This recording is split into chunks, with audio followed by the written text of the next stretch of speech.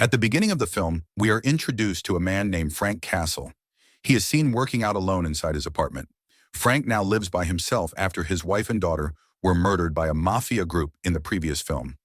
To recap the story of the Punisher, Frank Castle was originally a highly skilled American Special Forces soldier. Whether it was close combat or long-range sniping, Frank was exceptional at everything he did. He even received numerous awards for his service. But over time, Frank became frustrated with how unfair the justice system was. Wealthy and powerful criminals always managed to escape punishment.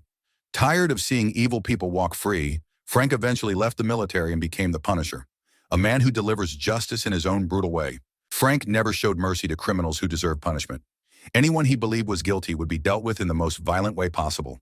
But because of his actions, Frank eventually became the target of a powerful mafia family known as the Janukas. And in a cruel act of revenge, the Janucci family murdered Frank's wife and daughter, even though they had nothing to do with any of it. Of course, Frank could not accept that. In retaliation, he slaughtered the entire Janucci family along with all of their men. After losing everything, Frank Castle disappeared from the world. This is the Punisher. One last kill. As time passed, Frank eventually grew tired of living as the Punisher. He isolated himself from everyone and chose to live alone. Every day he spent his time exercising, drinking, and trying to survive the pain of losing his family. Sometimes he would completely lose control whenever memories of his wife and daughter came back to him. The story then shifts outside his apartment, where the city has fallen into complete chaos because of violent gangsters. They terrorize innocent civilians, destroy shops, and vandalize cars in broad daylight. Even the police are too afraid to stop them because these gangs always target people personally. Any officer who dares to interfere risks putting their own family in danger. Not long after that, we are introduced to a homeless man named Michael. He spends his days wandering the streets with his dog, which is the only companion he has left. But unfortunately, Michael crosses paths with the same gangsters causing chaos throughout the city. Without any mercy, the gangsters take Michael's dog away from him, and moments later, the poor animal is struck and killed by a truck.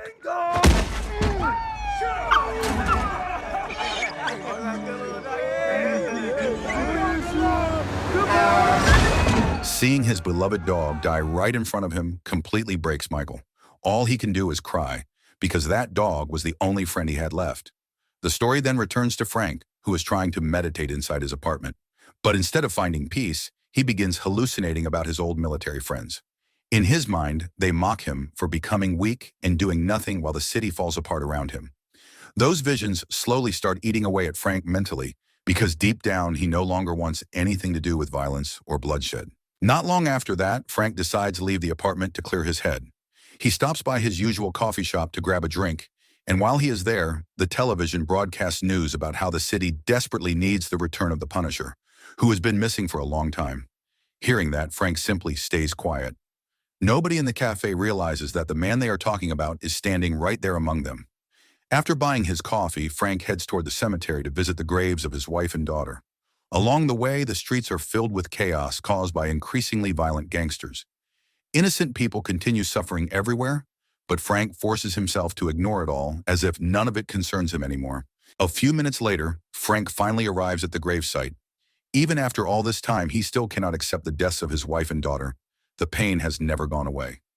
Standing in front of their graves, Frank reflects on how unbearable his life has become. To him, living without his family feels worse than death itself. Eventually, Frank pulls out a pistol because he has finally decided to end his own life and join his family. Sorry, baby. But just before he can do it, he begins imagining his daughter standing before him, encouraging him to keep living. On his way back home, Frank is haunted once again by visions of his old military friends, who continue pushing him to become the Punisher again. At one point, Frank even starts seeing himself wearing the Punisher outfit. Still, he keeps trying to convince himself that all of it is just another hallucination. But right before he reaches his apartment, Frank is approached by an elderly woman named Sarah. It turns out she is the mother of the Janucci family, the same mafia family responsible for murdering Frank's wife and daughter before Frank wiped them out in revenge. Sarah reveals that she has been searching for Frank for a very long time. She questions why he has become such a coward who sits back and watches while the city burns around him. After all, this is the same man who once became so consumed by rage that he slaughtered the entire Janucci family without hesitation. Sarah then reveals that all the chaos happening throughout the city was actually planned by her from the very beginning. She intentionally paid gangs to spread violence everywhere just to lure Frank out of hiding. But despite all the suffering around him, Frank continued to stay silent. Before leaving, Sarah explains that she has already hired gangsters and assassins to hunt Frank down. Frank no longer seems afraid of death at all. Deep inside, he has already accepted the possibility of dying. But Sarah is not satisfied with simply killing him. What she truly wants is to make Frank suffer first. As part of her plan, her men will continue attacking innocent civilians until Frank finally snaps and fights back. After delivering her warning, Sarah leaves while making it clear that their new game has only just begun. Back inside his apartment, Frank sits there lost in thought. The truth is, he no longer wants to return to the violent life he once lived. Part of him is completely exhausted and ready to die. But at that moment, he begins imagining his late wife appearing before him. The vision of his wife pushes Frank not to give up and encourages him to become the Punisher once again. Shortly after the hallucination disappears, Frank suddenly hears chaos erupting throughout the apartment building. When he checks outside, Sarah's gangsters have already stormed the building and started attacking everyone inside. At that moment, something inside Frank finally changes. He realizes he cannot keep hiding while innocent people continue to suffer around him. For the first time in a long while, Frank decides to fight back.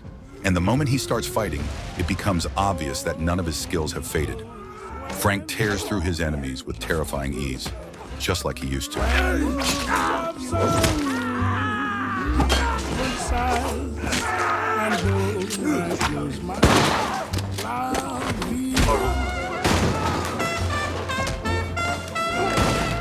After taking down the attackers inside his room, Frank steps outside and discovers even more enemies attacking residents throughout the building.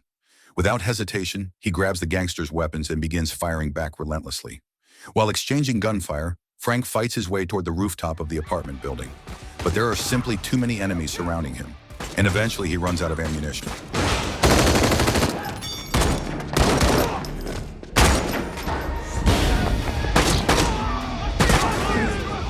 Even so, Frank refuses to stop fighting. During the chaos, one of the attackers manages to knock him down to the lower floor.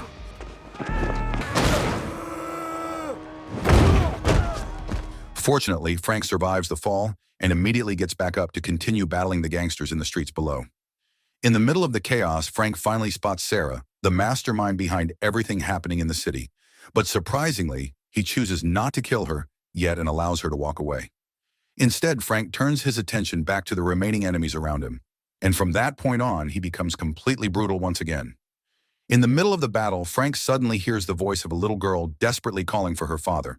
He quickly realizes that the child is the daughter of the cafe owner, where he usually buys coffee. Memories of his own daughter come rushing back to him. Without wasting any time, he immediately runs toward the cafe. As soon as he arrives, Frank brutally takes down every criminal trying to hurt the little girl. Once everything is over, the cafe owner's wife thanks Frank for saving her daughter.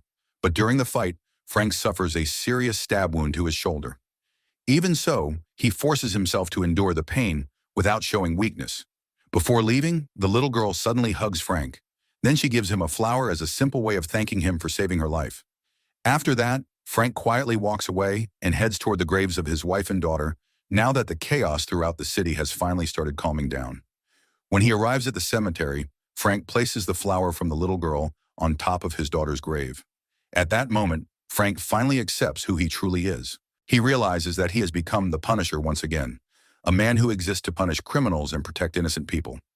In a way, it was the memories of his loved ones and the visions that continued haunting him that helped bring him back. Frank then promises that from now on, he will try to move forward and stop living in the darkness of his past. He also apologizes because he could not protect his family when they needed him most.